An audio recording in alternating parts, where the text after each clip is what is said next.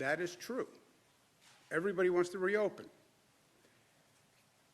Caveat is, reopen, but don't reopen in a way that increases the spread of the virus, doesn't increase the rate of the spread of the virus. Well, how do you know that?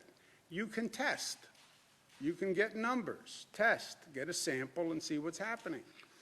You know that if the rate of transmission goes over 1.1, you are in an outbreak, you're in an epidemic. So you don't have to guess. It's not what it feels like. Get the numbers, do the testing, get the numbers, rely on the numbers. The second fact you have to deal with as a science in this formula, do you have the hospital capacity available if that rate of infection increases? Don't go above 70% capacity, so you have a 30% buffer, so we don't wind up in the same mad scramble that we were in last time. Make sure you have ICU beds with the 30% capacity, and make sure you have enough equipment. We're not going to go through who has a mask, who has a gown, who knows someone in China. Let's have at least a 30-day supply of stockpiled equipment, ventilators, masks, gowns, gloves, etc. They are facts, it's science, it's data. Then what's testing? Testing, then you trace, then you isolate, and that remains the key to controlling the rate of infection. The testing is how you monitor the rate of infection. What's happening to the rate as you increase the economy, the economic activity. I will take a test, and we'll test enough people so we have enough data to make a decision. We're increasing the number of tests. It's hard. Nobody's done it on this scale before. There's been a lot of back and forth. Met with the federal government, met with the president. We have now a partnership in how to do testing. We're ramping up testing. We're moving very quickly in this state. We do more tests in this state than in any other state in the United States. We do more testing in this state than any country on the globe per capita, so we're doing it well. We're doing it aggressively. We've increased from about 20,000 tests to about 30,000 tests per day, and we're still ramping up, and that's good. More to do on testing and more to talk about on testing, but not today. Today we're going to talk about tracing, which is the second step after testing, right? You test, you now know what's happening on the infection rate. You can gauge your decisions based on that infection rate. Second step is trace those people who came up positive, all right? You tested, you have the data. You can adjust the opening valve, reopening valve. Now you trace. When you get a positive, you talk to that person and trace back who they have been in contact with. You then test those people, you then isolate those people so you don't increase the rate of infection. That's what tracing is. Faster you trace, the better. You want to test right away.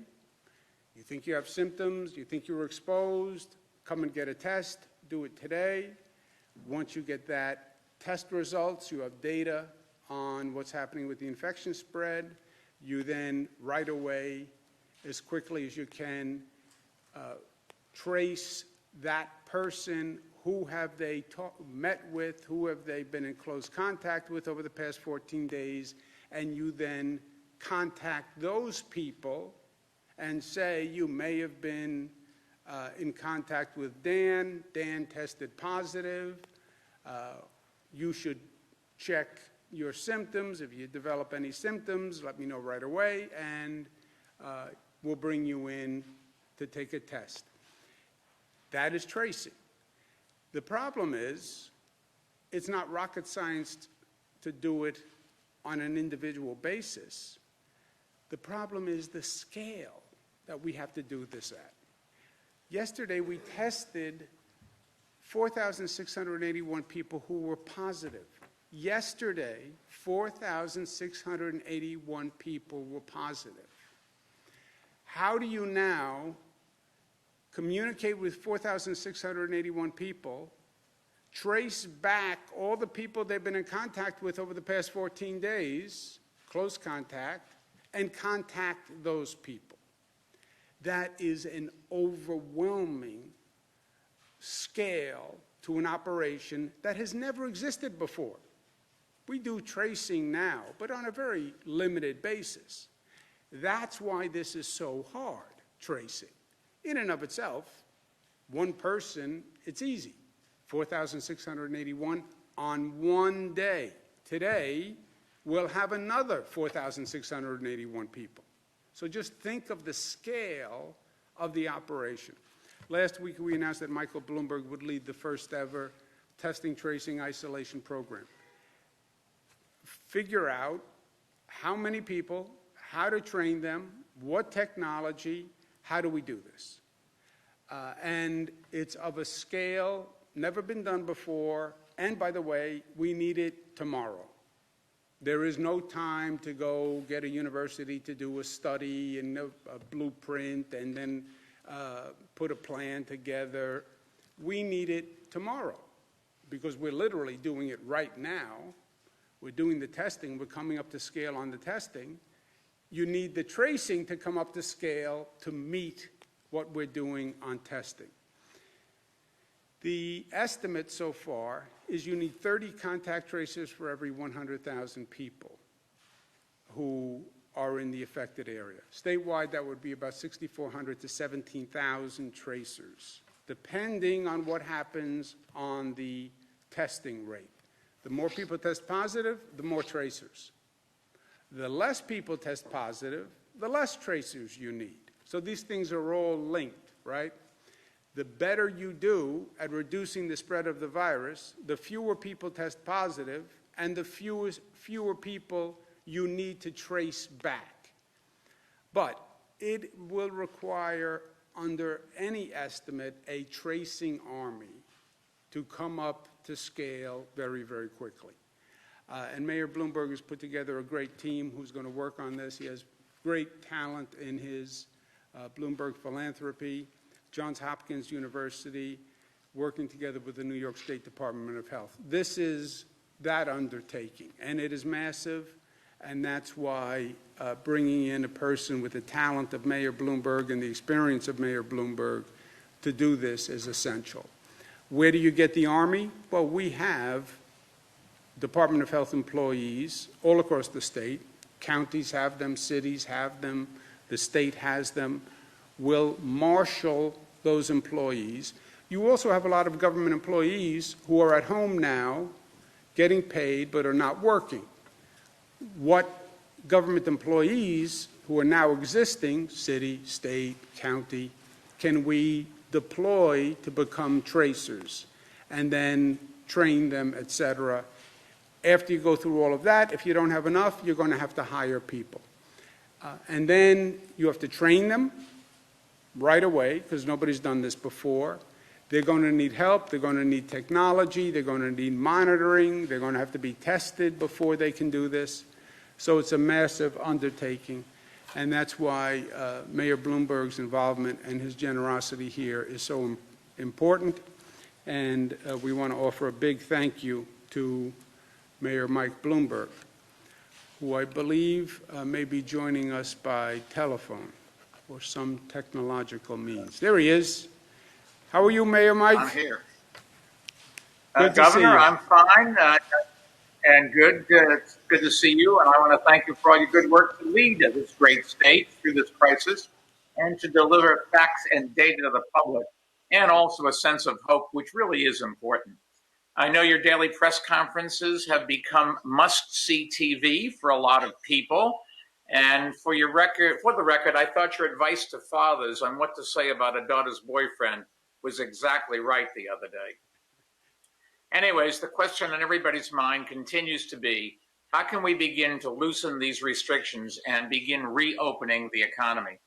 And one of the most important steps we have to take to reopen the economy as safely as possible is to create a system of contact tracing, as you just outlined. When social distancing is relaxed, contact tracing is our best hope for isolating the virus when it appears and keeping it isolated. The governor has recognized that, and since Bloomberg Philanthropies has deep experience and expertise in public health, we're glad to support the state in developing and implementing a contact tracing program. As Andrew said, the contact tracing is a way to identify people who may have been exposed to the virus but don't know it. And doing that requires a lot of well-trained people who are coordinated and managed effectively. It is a very big undertaking just because of the scale. So we've enlisted the best public health school in the world at Johns Hopkins University. No offense, but it's named the Bloomberg School of Public Health, which our foundation works very closely with on public health and other issues. And we've also teamed up with the nonprofit organizations Vital Strategies and Resolve to Save Lives. Now, to get the contact tracing program up and running a lot has to happen first, and hiring, training, deploying, and managing a small army of New Yorkers, as the governor said, is really the great challenge. To help the state recruit contact tracers, we've brought in a staffing organization. And we're also teamed up with CUNY and SUNY, both of which will help identify potential job applicants. And I want to thank both of them for their work in joining us. To help the state with training, Johns Hopkins has developed a training class which can be taken remotely. It will cover all the basic information of epidemics, contact tracing, and privacy. There's also a test at the end of the training, which you have to pass in order to be hired. So we're not going to put up people there that don't know what they're doing. We'll also put technology to use in other ways. Vital Strategies is developing 3 new smartphone apps. The first will help contact tracers find information and data quickly. The second will help the public provide information to health departments. And the third will allow those in quarantine to access the guidance and services they need, including the ability to report any symptoms they may be experiencing. Vital Strategies is also working directly with the state to develop protocols and workflow materials for contract tracers and managers. That includes a comprehensive playbook that will detail the steps needed to do contact tracing effectively. And I want to make it clear, we will release that playbook publicly so cities and states around the country can use it, and so can nations around the world. That way, the work we do here in New York really can help fight the virus globally. We'll also bring in a group of outside experts to conduct an evaluation of the program so that other states and countries can see what worked well and identify areas they can improve on. And we'll learn as we go and make adjustments and share what we've learned. Sharing and spreading best practices is something that Bloomberg Philanthropies works on with cities around the world. In about an hour, I'll be getting on a call with mayors around the country, which is a call we hold every week. It's been a good way to share information and strategies. And I know all of the mayors are following the news of the contract tracing program that we are starting here, and that other states have also begun the process of starting. Now, before I turn it back over to the governor, let me just echo something that he has said repeatedly and that really is important to remember. As tough as these times are, we are New Yorkers, and we've been through a lot together, and we're going to get through this together again. So, Governor, back to you, and thank you for everything you're doing. Together, we're going to lick this and get back to a normal life that we can, and we are so proud of the way the citizens of this state are behaving. Thank you all. Thank you. Thank you very much. Thank you very much to Mayor Bloomberg. This is such a great asset for the state of New York and all the people in it. This is a monumental undertaking. You know, so many of these things that we talk about just never existed before. Testing of this magnitude, contact tracing of this magnitude, it's never existed. So we have to design new systems, new approaches to do this. And this problem is bigger than any one of us, but it is not bigger than all of us.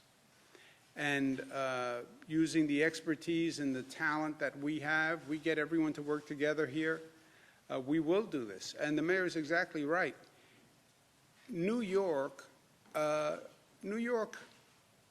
he says as a New Yorker, in many cases, we've dealt with challenges first, we figure it out, and then we work with other places to actually learn from what we've done. I think this is going to be one of those examples. We want the best system that we can have to get New York open and to protect New Yorkers, but it will also be a laboratory to put together the best system ever put together so we can share that with other governments. And that's what Mayor Bloomberg does so well. He did as mayor, and he does it now through his philanthropy. So we'll develop the best system here, and then what we learn, we hope, can benefit other people. We'll also be coordinating this contact tracing on a tri-state basis because many of the people who come into New York live in Connecticut, live in New Jersey, go back and forth. We don't want to get limited by jurisdictions when you're doing this contact tracing. Somebody turns out you have a trace that takes you to a person in New Jersey. Well, we work in New York. We can't go to New Jersey. Having that tri-state alliance makes tremendous sense. So I'm working with Governor Murphy and Governor Lamont on that, and I want to thank them very much. Next problem, stone to stone across the morass, right? Problem to problem across the morass. In this situation, every day there's a new problem that pops up. Okay, let's handle it. Next problem. In an emergency crisis situation, what happens is problems compound, right? You're in the middle of a hurricane. The power lines go down. Now the power lines go down. Now the heat is off. Heat is off. Now people are freezing in their homes. We didn't anticipate that. I know, but that's what happens. One problem creates another problem. It's like a bad game of dominoes. And these problems compound each other. And the combination is often unforeseen. We have that now with the New York City subway system. Daily News did a front page story which crystallized it, but it had been happening for weeks, and no one anticipated it. But you have a virus outbreak, and this conditions on the New York City subway system, for a variety of reasons, have rapidly deteriorated. When you think about what happened, you can put it together in the retrospective. The COVID outbreak happens. New York City is a place of density. Subways, buses are a place of density. MTA employees who run that system, care for that system, get sick, call in sick, as they should. They don't want to infect other people. The number of MTA employees comes down. Number of NYPD, New York Police Department. They get sick, their numbers come down. You now have fewer MTA workers, you have fewer NYPD workers on the trains and in the stations. We have now a greater need than ever to disinfect the subways, the buses, and the stations. Why? Because you're in the middle of a pandemic. This is a place of density, and you have thousands and thousands of people going through these subway stations, these turnstiles, and these buses, trains, and ADA vehicles.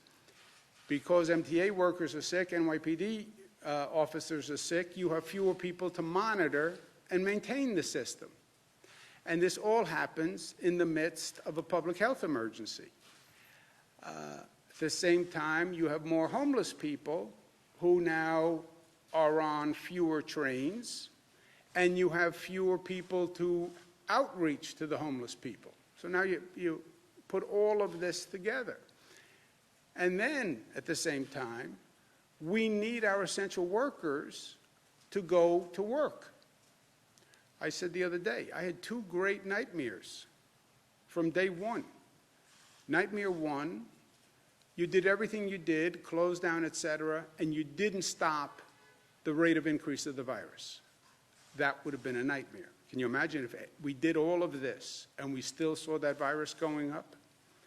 That would have been a real problem. Second nightmare, the essential workers say, I'm not going to work. I'm not going. The transit operators, the police, the food delivery people say, it's too dangerous. I'm not going. I'm staying home too. You don't have food, you don't have power, you don't have transportation, you don't have electric. Now you see society in a really difficult situation. So we need those essential workers to go to work.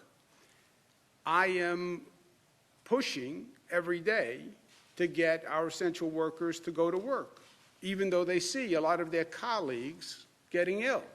You need those nurses, you need those doctors in very difficult circumstances. That's why I say they are the heroes of today, all the essential workers. How do our essential workers get to work? They need the public transit system. It's true in New York City, it's true all across the state. They need the buses, they need the trains, they need the subways to get to work. We need them, they need the buses, and they need the subways. And we are, as a society, me as a spokesperson for the state, I'm saying to them every day, I need you to do this. I know it's hard, but I need you to do it. Okay, we need them to do it, but what is our obligation? Our obligation is to make sure we're doing everything we can do to keep them safe, right? That's my personal obligation, and it's the collective obligation. You want them to be there to deliver the food. What's your obligation is to do everything you can do to make sure that they are safe while they're doing it.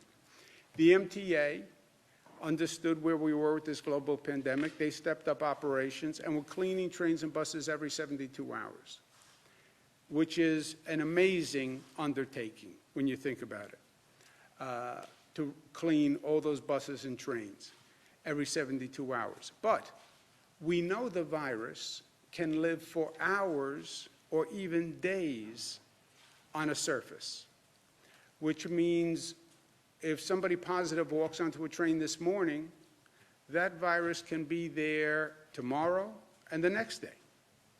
That then changes the whole focus of the problem. You want to honor the essential workers. Thank you, thank you, thank you. We'll fly airplanes. We'll have public demonstrations of gratitude. Yeah. Even better than that is what you do and how you act. And let's make sure that we're doing everything we can. Let's clean, disinfect those trucks, those buses and trains every 24 hours. Why? Because that's the way we best protect the health of our essential workers, which makes sense if you want the essential workers to continue to come to work. It makes sense if you don't want the infection rate to go up in your society. It makes sense if you don't want the essential workers to get sick. And again, it is our obligation as human beings to reciprocate and make sure we're doing everything we can. Now, to say disinfect every train every 24 hours is just a task that nobody has ever imagined before, okay? I would wager in the history of public transportation in this nation, you never had a challenge of disinfecting every train every 24 hours. Disinfect, how do you even disinfect a train? You know, we clean trains, but how do you disinfect? This is a whole new process. These are new chemicals. This is new equipment for workers. It's new methods. Just think about it. You have to disinfect every place that a hand could touch on a subway car. every rail, every pole, every door, wherever a hand could touch, or coughing, sneezing, wherever droplets could land, right? So you have to disinfect that entire interior of the car. And then you have to disinfect the stations, the handrails, everything that people could be touching. It is a massive undertaking that we've never done before. But that is the right thing to do. That is, as we said, we've never done tracing before. We've never done disinfecting train cars before. But so what? That's what we have to do. So figure out how to do what you have to do. And this is what we have to do. And I challenged the MTA to come up with a plan. They came up with a plan. They can disinfect all trains and buses every night. It can best be done by stopping train service from 1 a.m. to 5 a.m. every night during the pandemic so they can actually perform this service. Now, remember the context that we're in this pandemic. Ridership is down 92%. 1 to 5 are these slow hours, 1 a.m. to 5 a.m. It's the lowest ridership. Estimate is about 10,000 people ride the system overall during that period of time. So the MTA will launch what they call the Essential Connector Program. They'll have buses, dollar vans, and if necessary, will provide for-hire vehicles to transport a person, the Uber, the Lyft, the Via vehicles, at no cost to the essential worker during those hours to provide transport. So people who need transportation during 1 a.m. and 5 a.m. can have it, will have it, even to the extent of a for-hire vehicle paid for by the MTA. Remember, 1 a.m. to 5 a.m., we don't have bars open, we don't have restaurants open, so you don't have a lot of traffic that you would normally have. You do have essential workers who are using our trains and subways, and they will have transportation during that period of time. This is going to be one of the most aggressive, creative, challenging undertakings that the MTA has done. It's going to require the MTA, the state, the city, the NYPD to all work together. It's not that easy to stop train service. You have to close down stations. You have to make sure people don't walk in. Then you have to figure out how to clean all these trains and all these stations. I've consulted with the elected officials on the MTA's recommendation, and we all agree to accept the plan on the Essential Connector Program. The MTA is undertaking something that people would have said was virtually impossible. Trains and buses will be disinfected daily. Service will continue. The MTA will also disinfect the fleet on the the Metro North and the Long Island Railroad, which is what goes out to Long Island, goes to the northern suburbs. They can do that without any disruption in service because of the volume of ridership, et cetera. So just think about it. The entire public transit system in downstate New York will be disinfected every 24 hours. This is a joint MTA state-city partnership. We are doing a lot of things here that we've never done before, and I am never one to shy away from a challenge. I don't believe government has that option. I'm never one to say, well, that's just too much, too hard, too ambitious. We can do it. I believe we can do it. I believe we can do anything. I believe we can build bridges. I believe we can build airports. I believe we can defeat global pandemics. But this is as ambitious as anything that we've ever undertaken.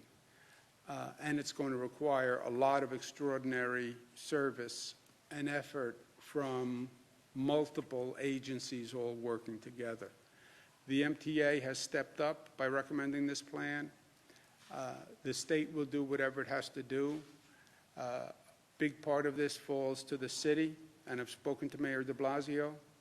It's going to require a lot of assistance from the NYPD. It's going to require a lot of assistance from different city agencies. Again, close down every station, close down the trains. We've never been here before. And I guarantee another 10 things come up when we go to do this that are also unanticipated consequences. So the mayor is really stepping up to the plate here and is doing something that no mayor has ever attempted to do before. We'll all do our part. We'll all work together. But it's a heck of an undertaking for the mayor, and I applaud him for his ambition here in stepping up and taking this on. You know, it's always easier to just say no. It's always easier to say we can't do it, because when you say we will try to do it, now you're changing things, and whenever you change, there's opposition. Every time. So it's always easier just to stay status quo. It's always easier not to risk, to be, not to try to raise the bar, because maybe you can't do it, maybe there will be problems. So it's easier just to say no. It's easier to say this is all we can do, it's impossible. That's not what the mayor is doing here. The mayor is stepping up, and he's stepping up in a big way. And I want to applaud him for it. And I think we have the mayor who is on the telephone or some electronic means. There he is, Mayor Bill de Blasio. Welcome to Albany. Thanks, Governor.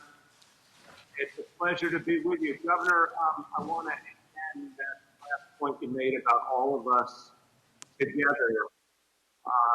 doing something different, doing something necessary, and being willing together to go someplace we've never been before.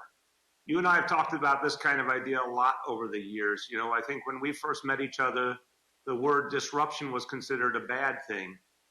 In recent years, it's taken on a very positive connotation, that when we disrupt something that isn't working or has been thought about in a very narrow way and we go someplace new and better, that's a positive. And I think what we're talking about today is exactly that. And I commend you and everyone at the MTA. And I want to talk about why I think this plan is so important in terms of our essential workers, our first responders, our healthcare heroes, why I think it's so important in terms of also addressing homelessness in a new and powerful way.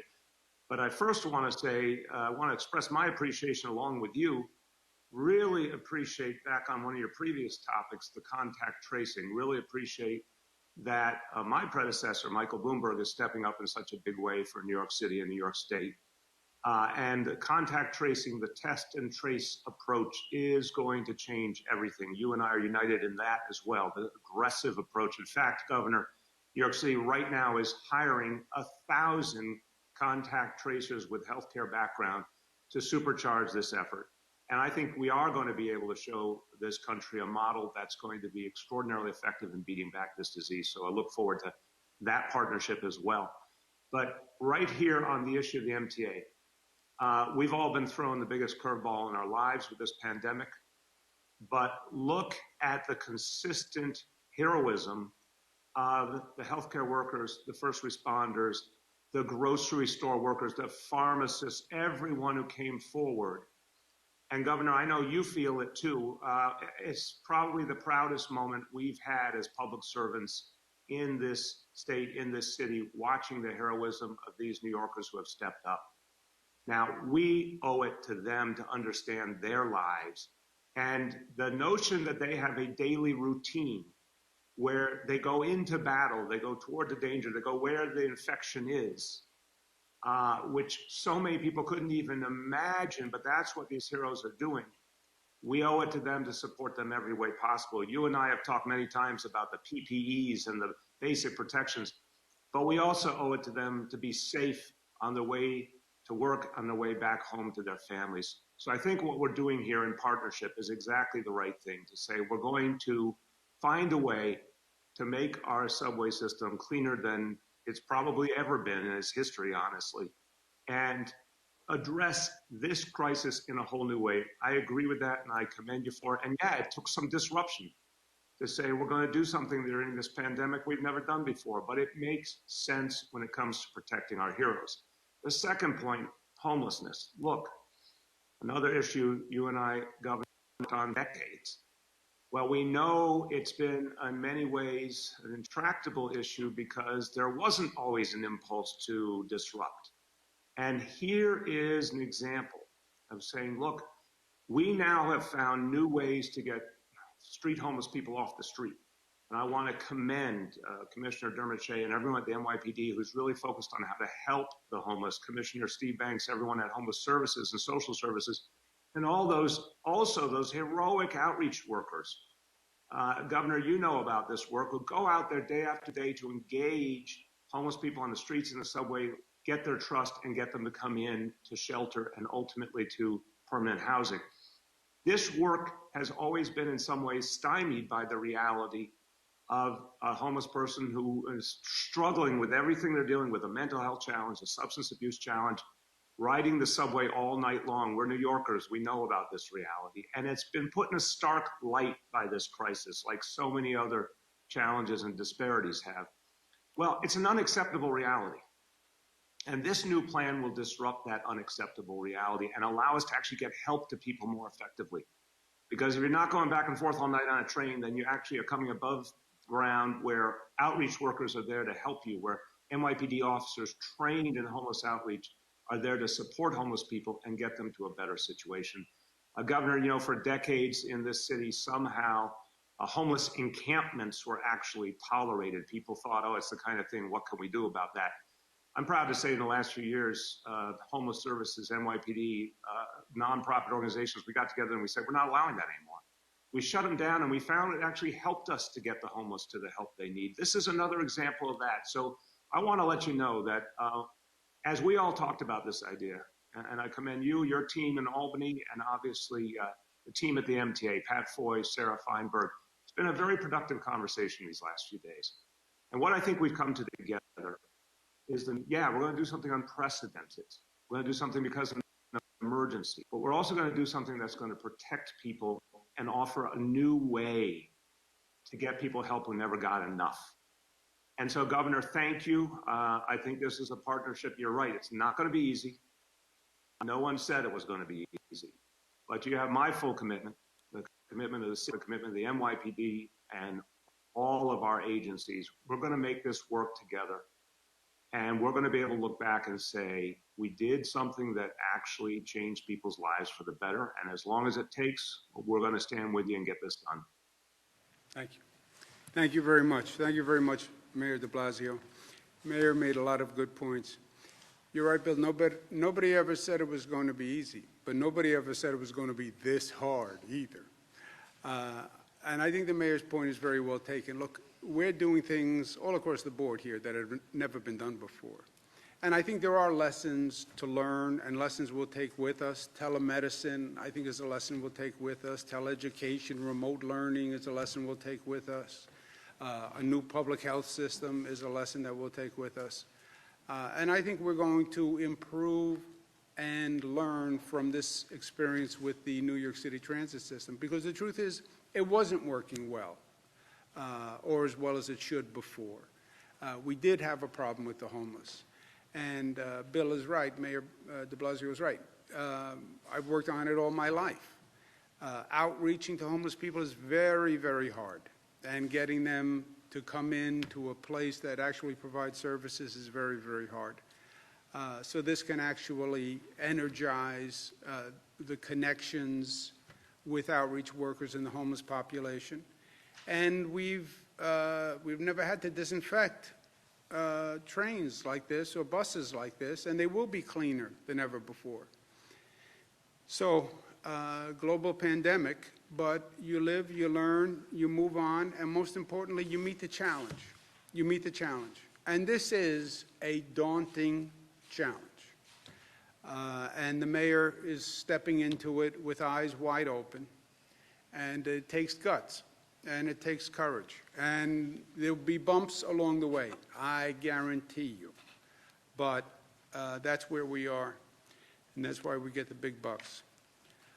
But I also want to be able to say today to the essential workers, we thank you, not just with words, but with our actions. And I want you to know we're doing everything we can to keep you and your family safe. And that's what it means to say thank you. Act with gratitude. Don't just use the words, act with gratitude. They're on those trains. They deserve to be kept safe. They deserve to have a clean, safe ride to and from work, and they're going to have it. And we're going to move heaven and earth to make sure that happens. So, in a challenge, what do? We come together and we rise to the occasion. Never did it before, I know. So, we'll do it now, and we'll figure out how to do it.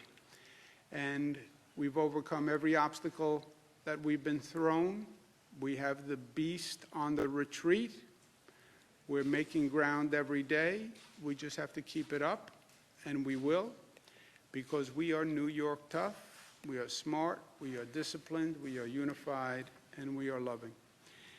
Questions? Governor, in terms of the subway shutdown, will that be pegged to the on-pause order, or what are the exact parameters for that? No, it has nothing to do with the on-pause order. It goes into effect, when is the effective date? Morning hours of Wednesday, May 6th. Governor, thank you. Yes. And on the on-pause order, when do we expect a decision on that vis-a-vis schools and other Before, factors? I said by the end of the week. When you asked earlier this week, I said by the end of the week. Likely Nothing changed. Likely tomorrow, we would anticipate? That's the end of the week, unless you have a different calendar at the New York Times. I do not. Okay. Questions. The first is, what's your response to criticism that Seattle was quick to respond to the coronavirus while you and Mayor de Blasio were not as quick? What's your response to that criticism? It's factually wrong. No state moved faster at the time from the first case to total shutdown. If you count days, no state moved faster from the first case to total close down. It was March 1st to March 19th. And no state at that time moved faster. So, period. And if I could also make another point on that. The emphasis at the beginning of this was on the West Coast. They did the China travel ban. They stopped the international flights that were coming into the West Coast. What they didn't do was shut down the international flights coming to the East Coast. Where do the flights from Europe come? New York and Newark. Where are you seeing the problems with the cases? New York City, northern New Jersey. We now know, based on reporting from the New York Times in the last several days, there were at least 10,600 cases in New York City before we even knew of our first positive case. So while the federal government focused on the West Coast and closed down travel that was coming into the West Coast, and they had their first cases in January, and California did their shutdown on March 19th, they didn't close down travel to Europe until I think it was March 16th. We now know there were at least 10,600 cases in New York. I'm betting that number is higher. By the time we got our first positive case confirmation on March 1st, and as the governor said, we shut down fully by March 20th. And between March 1st and March 20th, we shut down schools, colleges, casinos, movie theaters, bars, and restaurants. We did it on a tri-state basis and with literally zero guidance from the federal government. Yeah, also, just, look, I'm not big in pointing fingers or doing Monday morning quarterbacking, especially when you're in the middle of the game. But the Times, you go back and look, they didn't write an editorial saying we should close down until after I closed down, right? The sources they quote saying, well, maybe we should have closed down earlier, after that said, there's no evidence that says close down of schools, for example, makes a difference. So, if you don't have to be consistent, then it's easy to raise a point. Okay, if you would have done the shutdown a week or two earlier, how much of a difference do you think that would have made? Look, depending on who you talk to, people would say well, you'd get a range, but people would say, you had cases coming here from Europe, which nobody knew. We had something like 2 million people coming from Europe because the virus went from China to Europe and then came here from Europe. Nobody saw that happening. Otherwise, you would have done a Europe travel ban when you did a China travel ban. Just nobody saw that coming. And if you rewind the tape, then I would go back to November, December, when you knew there was a virus, and who were the international watchdogs, and who were the international public health operations. Where's the CDC and the NIH and all those guys back in November, December, January? Where was the New York Times editorial board? Everybody missed it. Governors don't do global pandemics. That's not in my job description. Governor, could you please comment on whether or not you would sign an extension to the look-back window as outlined in the CBA if the legislature passes such a bill? Would I sign a bill? Depends on what the bill says, and I would need to see the bill and then make a decision. There's some confusion about whether or not. Tomorrow, rent is due tomorrow. People are, still not receiving their unemployment benefits. We're going over this every single day. We keep hearing the same thing every day, but these people, they're doing their part. They're staying home. What kind of rental assistance can the state provide, and what sort of steps can the Department of Labor do to kind of help these people and move this process along faster? Yeah, we're doing everything we can to move the unemployment checks faster. Every state is dealing with this. If you look at our state's processing of checks, it's actually way ahead of what other states are doing, most other states. Also, we're still dealing with the last legislation that was just passed by the federal government that had a new program that had to be implemented. But on housing, no one can be evicted for non-payment of rent. Period. End of story. You cannot be evicted for non-payment of rent. We did that by an executive order. That executive order has weeks left to run. So I'm not saying people shouldn't pay the rent. You should pay the rent if you can pay the rent. But if you can't pay the rent, you're not going to be evicted. When we get to the end of that period, then we'll have to figure out what to do, because you don't want to have a situation where nobody pays rent and then landlords start walking away from buildings either, right? That would make a bad situation worse. Now, I know the state is broke, but states like Montana, for example, they provided their, now completely different sort of scenario, but they did provide some of their residents with rental assistance. Is that something the state can do? Yeah, if I were the state of Montana, I would do that too. But we're not. We have a $13 billion deficit. Governor, do you have preliminary test results back from fire department, police department, transit workers that were done? And also a question for Dr. Zucker. Some doctors are concerned about toxic shock in children. Is there a connection between coronavirus and that? Toxic shock. Let me refer that to Dr. Zucker. Sure. So what the virus seems to affect different parts of the body. We know it affects the lungs.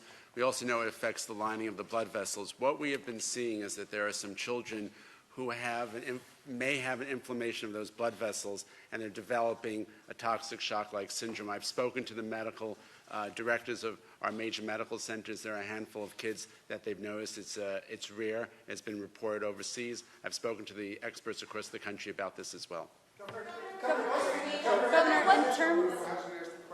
Governor, in terms of the contact tracing, if someone who is tested positive for coronavirus took the subway a few days before or went to the supermarket, how do you alert, and can you alert all the people that were in either of those? You do the best you can. They call you up. Now remember, it's not, you can theoretically be infected if the person didn't have a mask, if you inhale droplets, etc. But what they do is they interview you, they come up with the people who you believe you were in close contact with, family members, et cetera, people you went to dinner with, et cetera. And then they go down that list. And that's why this task becomes so big so fast, right? 4,600 people yesterday test positive. You're one of those people. I call you up. Let's go over the past 2 weeks of your life. Pull out your journal and your phone and your calendar. Who did you see? Who were you at dinner with?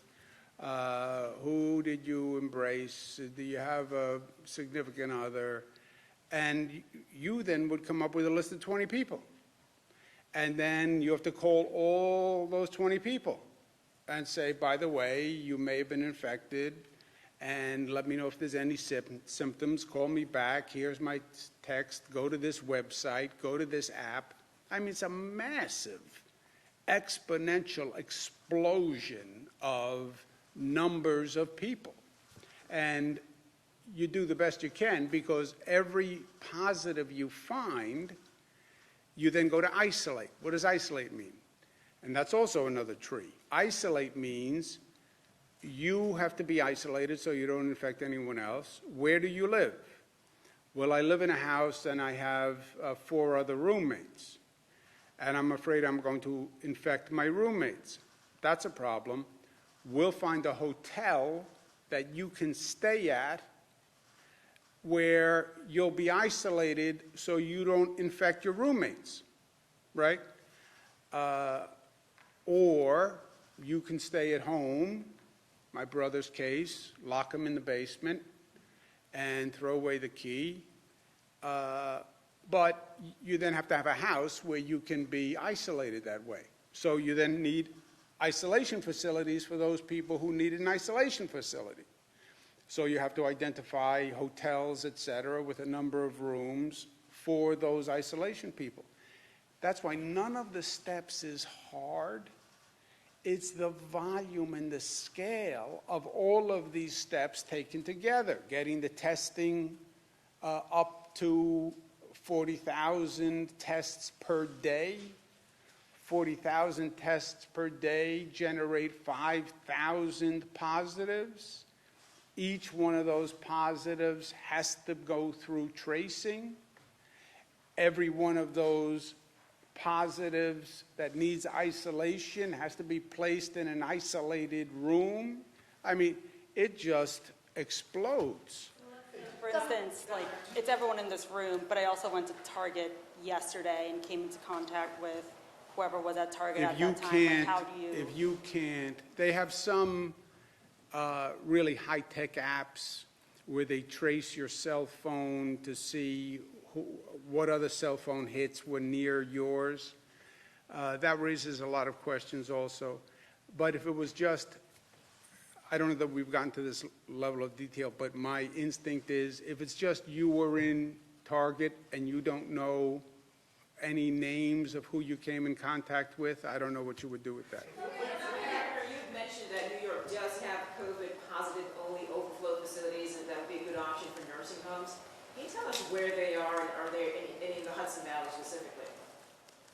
We have some upstate. I can get you the exact names and numbers of those places.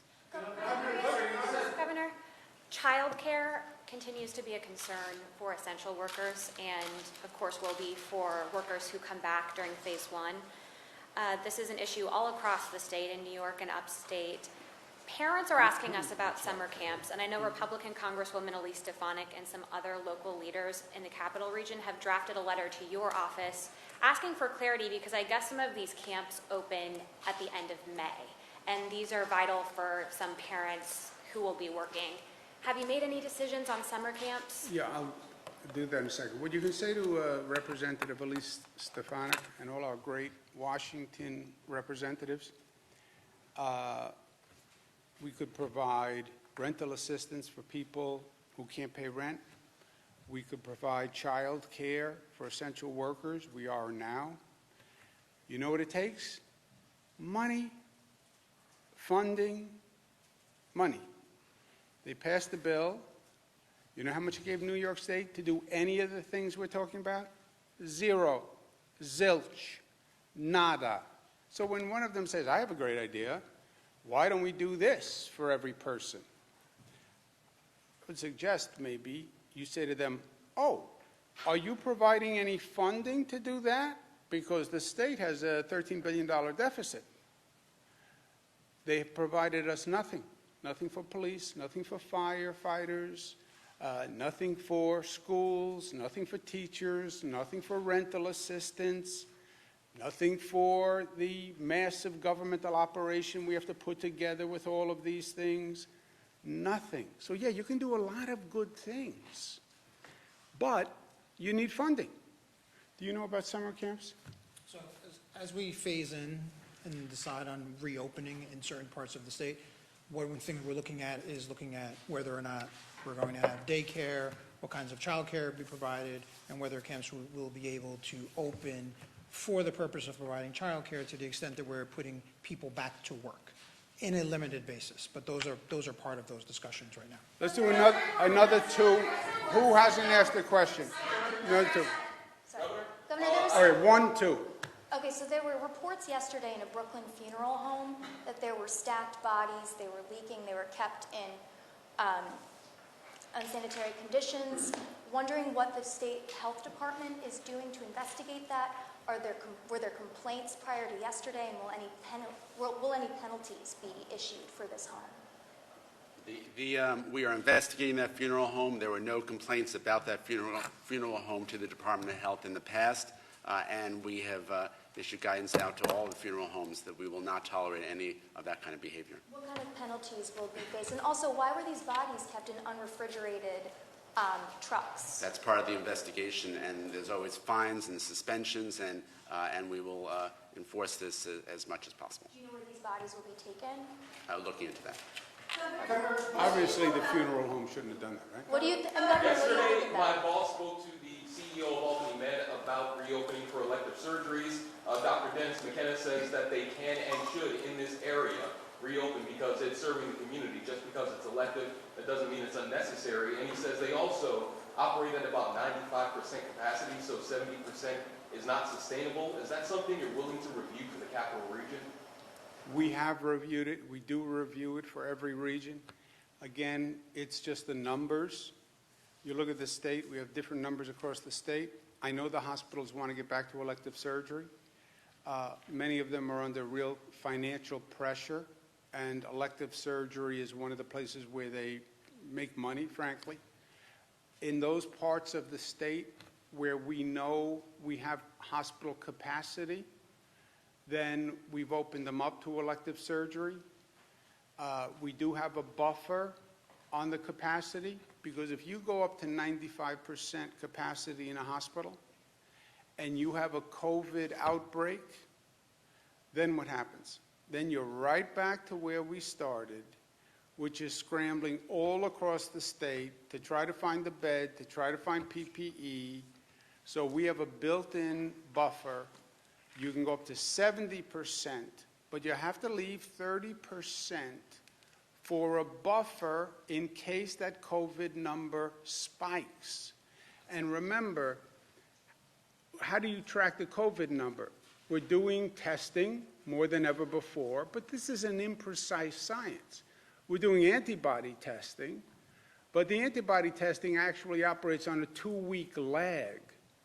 The antibody testing is telling you who got infected 2 weeks ago, right? And now has the antibodies. To have the antibodies, you had to recover from the virus.